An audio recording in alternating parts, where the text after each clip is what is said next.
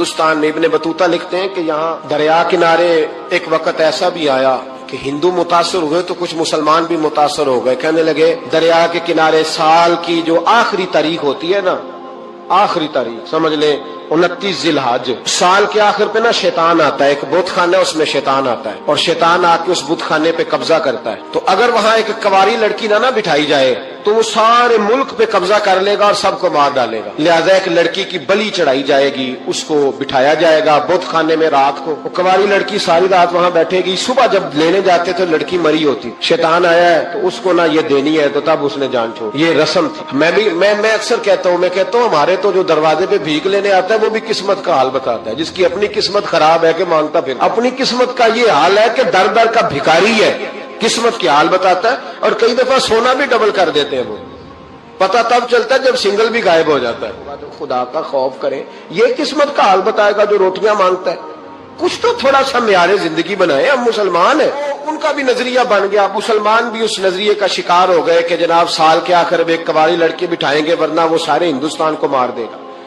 ایک حافظ ابو البرکات رحمت اللہ علیہ نام کے بزرگ ہوتے تھے اور سلسلہ عالیہ چشتیہ کے شیخ بھی تھے. لیکن اللہ کی قدرت یہ تھی کہ ان کے چہرے پر داڑھی اور مونچھیں نہیں آئی. کچھ لوگوں کے نہیں نہ آتے بال، کیا کہتے ہیں ان کو؟ کھودے. وہ ہمارا ایک لفظ ہے، بولتے ہیں پنجابی میں. ان کے چہرے پہ داڑھی نہیں تھی. وہ بھی کبھی کبھی اس رستے گزرا کرتے تھے تو قریب ہی ایک بوڑھی اماں کا مکان تھا. تو اماں بڑی مہمان نواز تھی. اس نے دروازے پہ، اگر بیوہ عورت تھی ایک کی اس کی بیٹی تھی، دروازے پر اس نے مہمان خانہ بنایا ہوا تھا. آنے جانے والے کو کھانا کھلاتی، چائے پہ شوق تھا اس کا. وہ حافظ صاحب دن کے وقت وہاں آئے. اماں بڑا رو رہی تھی، کھانا بھی نہ ملا، چائے بھی نہ ملی. تو کہنے لگے میں تو اس رستے اس لیے آیا تھا کہ یہاں ٹھہروں گا، مہمان نوازی یہاں اچھی ہوتی ہے. ہوٹل تو ہوتے نہیں تو مہمانوں کو مہمان خانوں میں ٹھہرنا پڑتا تھا.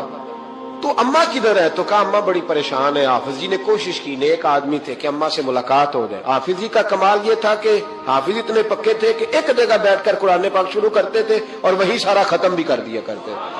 اتنی پکی منزل کے حافظ تھے. تو حافظ ابو البرکات صاحب وہاں بیٹھے. وہ اماں کوئی بزرگ تھے حافظ صاحب. وہ اماں سے کسی طریقے ملاقات کی تو اماں ملتے ہی رونے لگی چیخے مار کے. اماں کیا ہوا؟ کہنے لگی حافظ جی ایک ہی بیٹی ہے، خاوند فوت ہو گیا تو میں نے نکاح نہیں کیا، ایک بیٹی کے نام ساری زندگی کر دی. یہاں اب بت خانے میں میری بیٹی کو بٹھایا جائے گا. کچھ مسلمانوں کے بھی ہمارے گاؤں کے نظریات کمزور ہو گئے. یہاں بچی کو بٹھایا جائے گا اور سویرے وہ مر جائے گی میری بیٹی. قرآن اندازی ہوئی ہے تو میری بیٹی کا نام نکل آیا. اب بیٹی کو جانا ہی پڑے گا. یہ ہمارے ان کچھ علاقوں کا طریقہ ہے. حافظ جی کہنے لگے اماں تو اس طرح کر، میں لوگوں کو سمجھاتا ہوں کہ یہ غلط ہے، شریعت اس کو پسند نہیں کرتی. تو میرے ساتھ انہوں نے کہا یہ لوگ نہیں مانیں گے، بہت سارے ہندو بھی ہیں، بہت سارے مسلم بھی ہیں، تو گڈمنٹ ہو گئے نظریات، یہ تھوڑی مانیں گے. ہاؤ جی کہنے لگے اماں پھر ایک اور حل بھی ہے، میرے چہرے پہ کون سا داڑھی ہے، تو بیبیوں والے کپڑے مجھے دے، آج میں بیٹھتا ہوں وہاں دیکھتا ہوں کون سا شیطان آتا ہے. عقیدہ مضبوط ہو نا. اقبال کیا کہتے ہیں ارادے جن کے پختہ ہو، نظر جن کی خدا پر ہو، تلاتم خیز موجوں سے وہ گھبرایا نہیں کرتے. کہا مجھے دو کپڑے بیبیوں والے، میں بیٹھتا ہوں. اماں کہنے لگی وہ شیطان واقعی آتا ہے. آج تک جتنی بچیاں گئی ہیں سویرے مردہ ملی ہیں. بڑی سمجھنے والی بات ہے، غور کرنا. جتنی گئی ہیں ساری مردہ آئی ہیں. تو حافظ جی آپ کو جب وہ شیطان رات کو دیکھے گا نا آپ آئے ہیں تو آپ کے تو وہ زیادہ ٹکڑے کرے گا کہ اس نے دھوکہ کیا، مرد ہو کے عورتوں کی جگہ پہ آیا. آپ نہ حافظ جی کہنے لگے ٹکڑے میرے ہونے ہیں نا، آپ فکر نہ کریں. دریا کنارے بت خانہ تھا. حافظ جی عورتوں والا لباس پہن کے وہاں بیٹھ گئے. حافظ صاحب کہتے ہیں 3 دفعہ میں نے رات کو باہر نکل کے دریا پہ وضو بھی کیا. ساری رات میں نے قرآن پاک پڑھا اور جب فجر کا وقت ہوا تو باہر نکل کے میں نے اذان پڑھی. لوگ آئے تو میں نے جماعت کرائی. اور فرماتے ہندو مسلمانوں سب کو بلا کے میں نے کہا کہ اگر آج کے بعد شیطان نہ آئے تو ہندو کلمہ پڑھتے ہو سارے؟ انہوں نے کہا جی پڑھتے ہیں. فرمایا لو پھر میں بالکل صحیح سلامت آ گیا، کوئی شیطان نہیں آیا. کہتے سب ٹھیک ہو گیا.